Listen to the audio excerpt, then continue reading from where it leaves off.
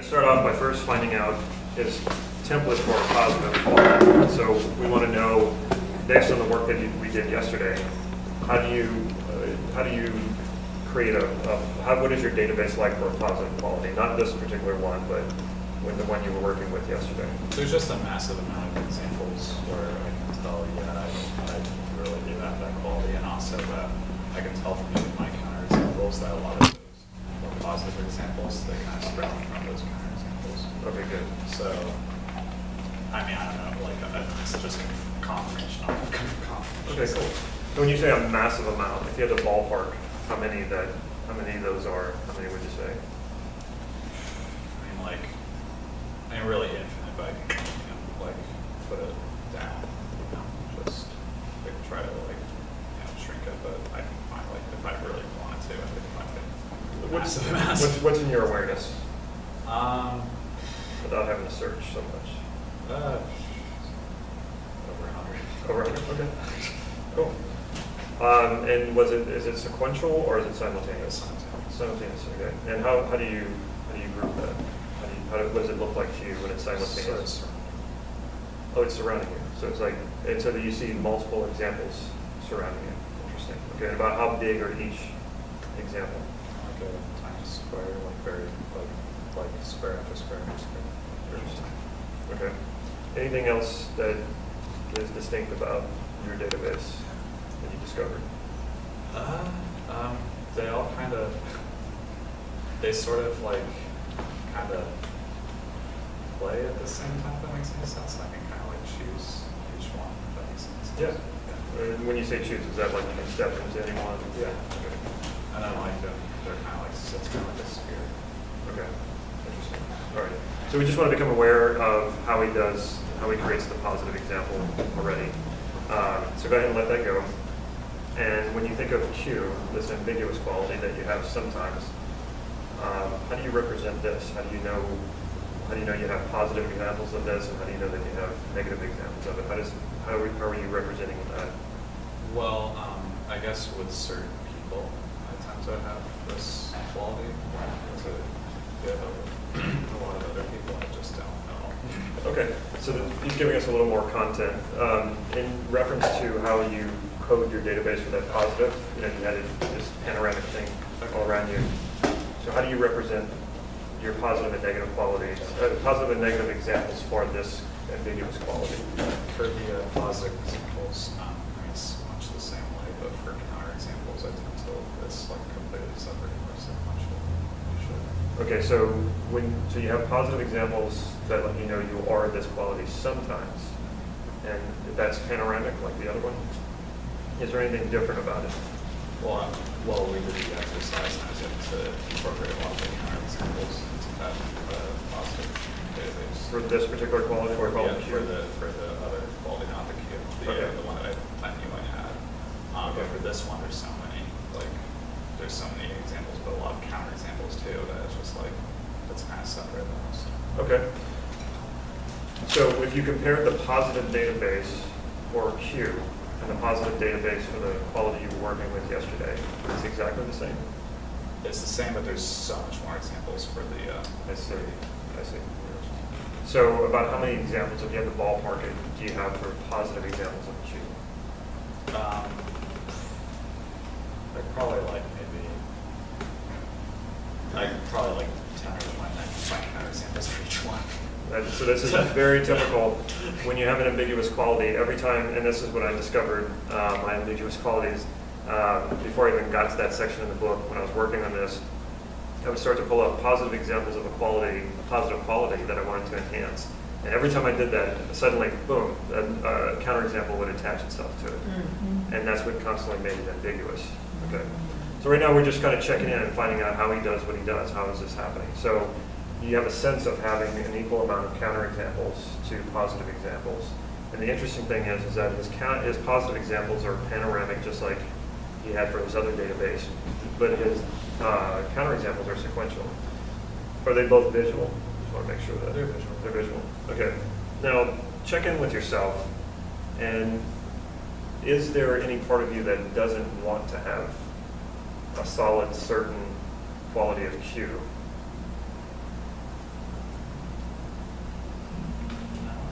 Okay. Not really.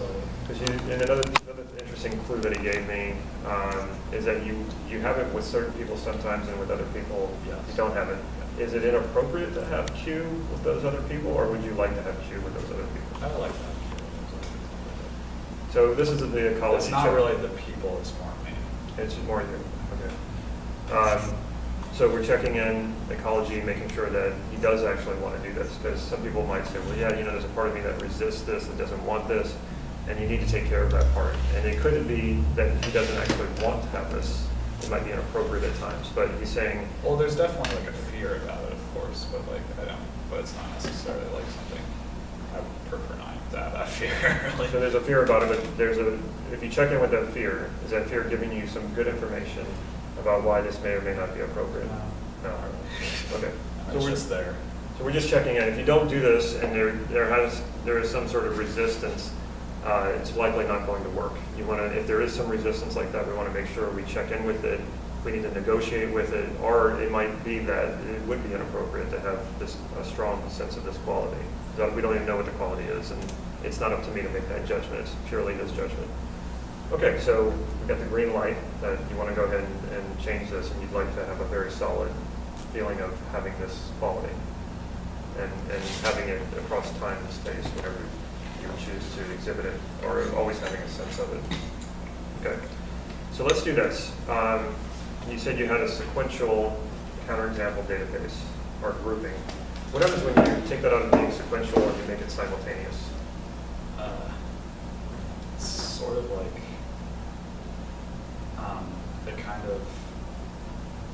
it's like I can do it for like a little bit, but it like kind of stretches. So it's like I kind of don't really want it to, because like I don't really want to see it all at once. So that makes sense. Okay, so you have the database that's positive and it's sort of surrounding it. It has a certain size to each example, and then when you take a look at the counterexamples are coming sequentially. And what is the position of that? Where It's separate.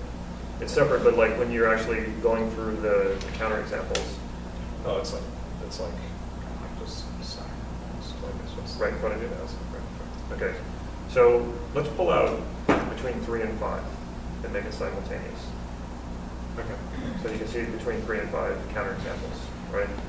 What happens if you put it into the same structure as that panoramic positive? What happens when you do that? I can do it, but they're like a lot bigger.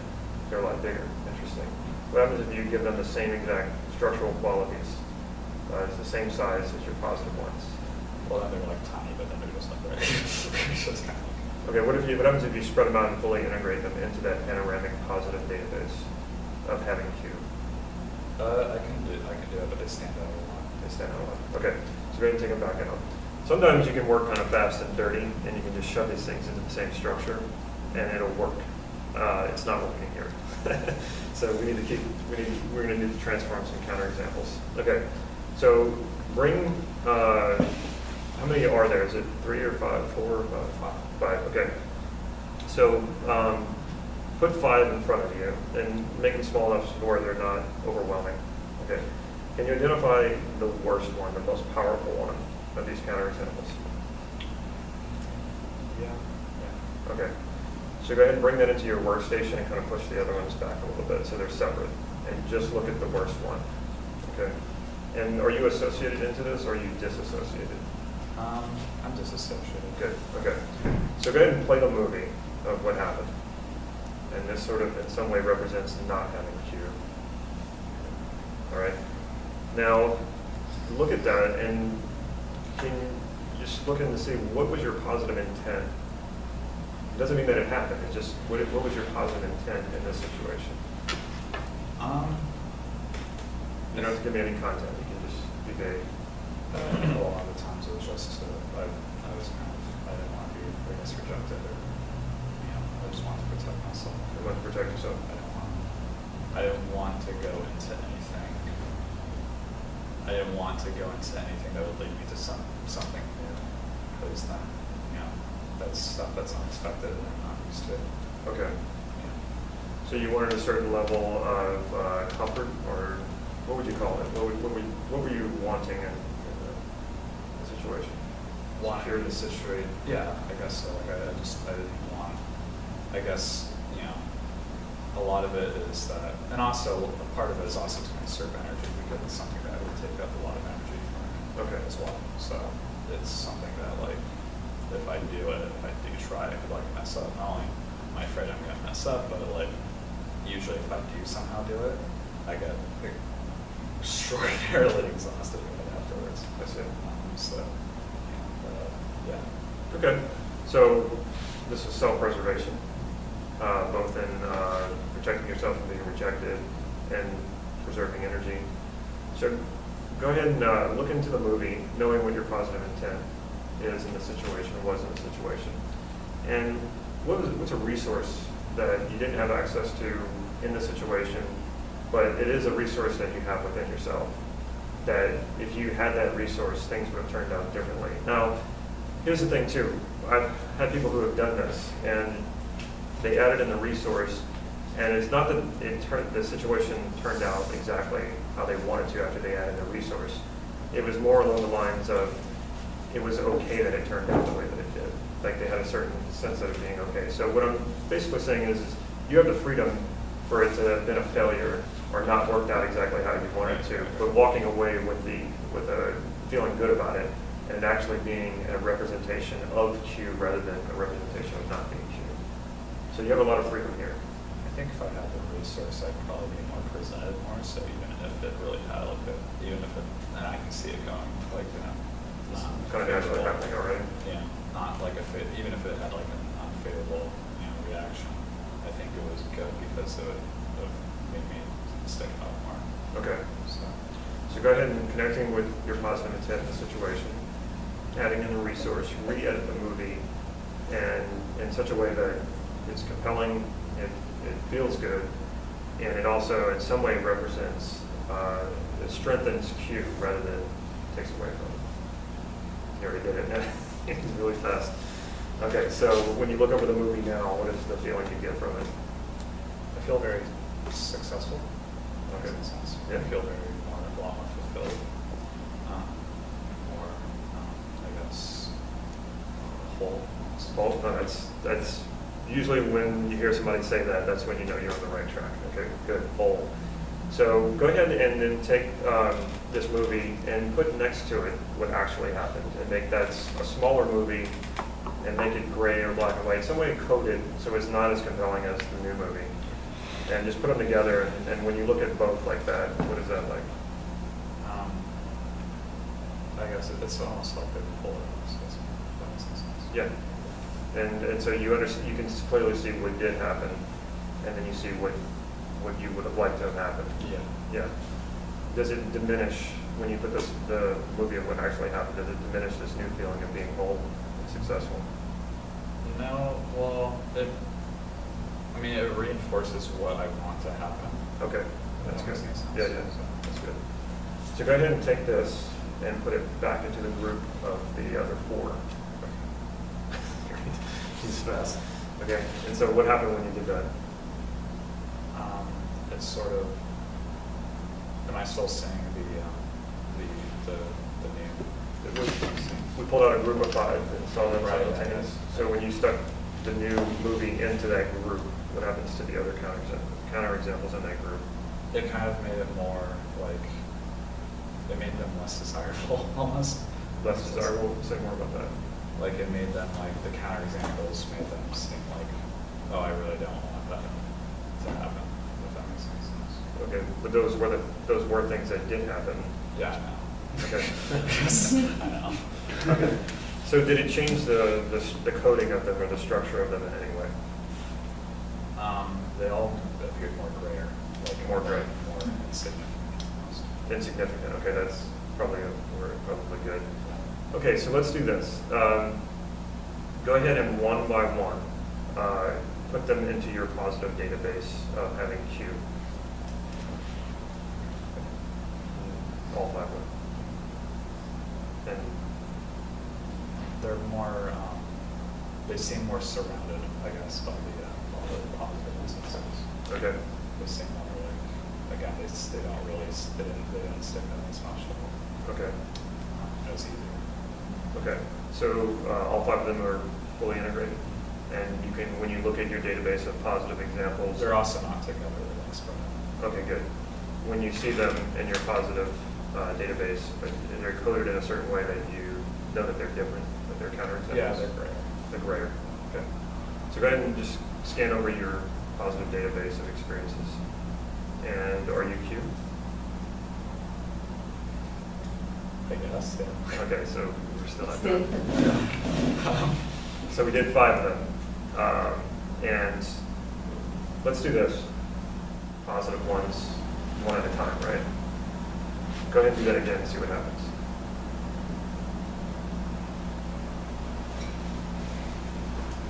Or counterexamples popping up. No. Okay, so we got a little change in there. But when somebody says, I guess, that's not convincing to me. Okay, so let's do this. I want you still have counterexamples, probably. Check in. You still have counterexamples, and they're still sequential. Sequential? Yeah, or they're one. No, they're part of it. Not the ones that we worked with, but you said you had a lot more. Yeah. Okay, so check in on them. Okay. And are they sequential or have they changed? No, they're kind of part of the positive database. So all of your counterexamples are now part of the database? Again, they're kind of the same, but they're like, again, they're spread out, they're not as significant. Oh, really? They're not as significant. But when I say are you Q, okay. So earlier on you said you had just as many counterexamples as you had positive examples. Now your counterexamples are integrated into the database. So you still have a sense that you have equal amount.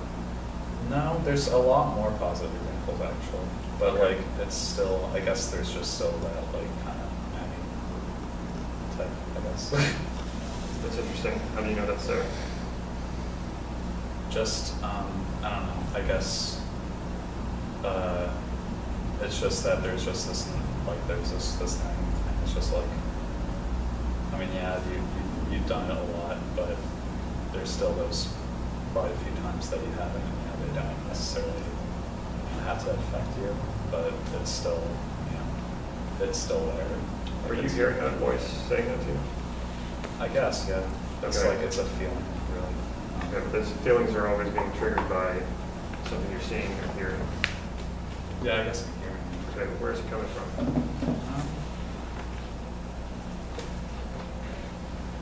Which direction? To the right. To your right. Over your shoulder or just going directly to your right? Straight. Like, Okay. What would be,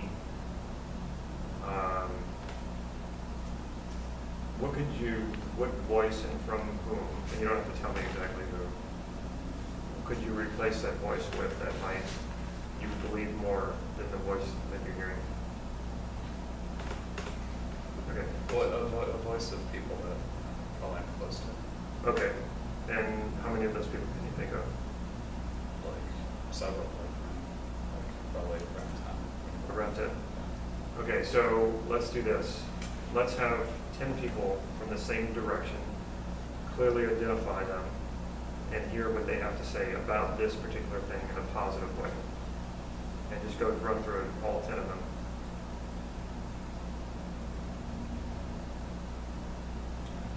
Okay, so you had 10 people say 10 different things that sort of were counter to this other negative voice. Yeah. Okay. So have all 10 of those voices speak at the same time, and that negative voice all at the same time speak. Can't really hear the negative voice. Okay, that's a good thing. Okay. So now when I say, are you Q? I am. All right, that was interesting. Okay. So how does it feel to be Q? Great. Okay. Yeah. Are you sure about that? Yeah, I am. What if I said you're not Q? But I am. Okay. All right. So he threw a little curveball at me, not that he did it intentionally. And what ended up happening was that he had a very powerful counterexample that was auditory. that didn't come up when I first started eliciting what his ambiguous database was like. So he had all the images, but transforming the images weren't as effective. He had this auditory thing. So I went the auditory route, and we overwhelmed the auditory voice with 10 positive things, 10 positive voices saying positive messages that counter that from people he would believe, people he trusted, and that's what did it. So you can work really in any channel. Visual tends to be the easiest one. In his case, we could have transformed counterexamples visually all day long, and it wasn't going to work, just because this auditory thing was much more powerful. And that goes back to what we were talking about yesterday. Where are your counterexamples? Are they in the same modality, same location, different modality, different location? And that was clearly the case. Different modality, different location. And so it's important to go at it that way. When I was working with him yesterday, he had both also, visual and auditory. His primary is visual, so we concentrate on visual, and everything worked like that. But I'm wondering, same with me, I don't really process one modality. It's a sequence of combinations of modalities when I do mine. It's visual, auditory, and kinesthetic in that sequence. And if it's disordered or the content's different, it doesn't work. So I've noticed working with a lot of other NLP people that auditory digital people tend to have a grouping of modalities, not just one modality on working with something like this. Well, and you want to find what's most powerful. For him, having positive visual examples works very well, and then the counterexamples in the visual modality, transforming them just wasn't working for him. So the auditory was more powerful. Do you think he might have needed both? Yeah. Like it would. If you had just done auditory, it might not have worked either. Well, let's ask when you were doing. I think I needed both. It's just that it was something that I didn't really notice before. Mm-hmm. Yeah. And I realized it was kind of like really kind of all on my left. I'm gonna have that. Yeah. Yeah, when he started saying that there was a nagging or something like that, now that's what I want to know. How did he even know that was happening? How does he represent that? And that's what gave him the clues to keep. And nagging's the auditory predicate. Yeah. He did say nagging. Yeah. And then when he even said it, I said, well, what is it? And he started saying, well, his voice shifted a little bit. He started saying, you don't have that quality. And I got a sense that that's what he was hearing inside his head. So that's, there were certain clues there. The only other thing left to do here, so we already did ecology before we even got started, is I want to check in and make sure and see if he has any future examples. Do you have future examples of being cute? Yeah. There already now. Okay. Interesting. See, look at how his persona is like so. Yeah, it's like a force up that way. Yeah. Do you mind saying what the quality was, or do you want to keep it to yourself? Talkative. Yeah, cool. Does anybody have any questions for Josephine? You're always putting me on the spot here. But you're talking, so it doesn't matter. Exactly. Yeah, well, okay, for me out here is so drastic. Yeah. The contrast is so drastic. I'm curious whether it feels very different for you. It feels a lot different. It does. It really does, actually. Yeah.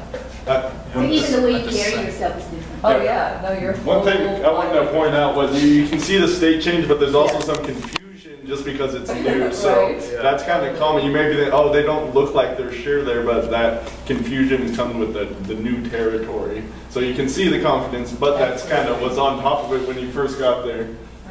Yeah, it's interesting just getting there. Yeah. So I go, really? How does that go? And It kind of makes sense, right? An auditory example when you're talkative. So. Oh, that's true. Yeah. Yeah. Good. But it also shows you, I think, how extraordinarily profound it is how we code our experiences. I mean, you just think, oh my God, you just made those shifts, and what do you have access to now? Why does the brain have to be so self-imposing? But yeah. I guess that's it. Unless anyone else has any questions. He's talkative now. Yeah. All right. Thank you so much. Thank you.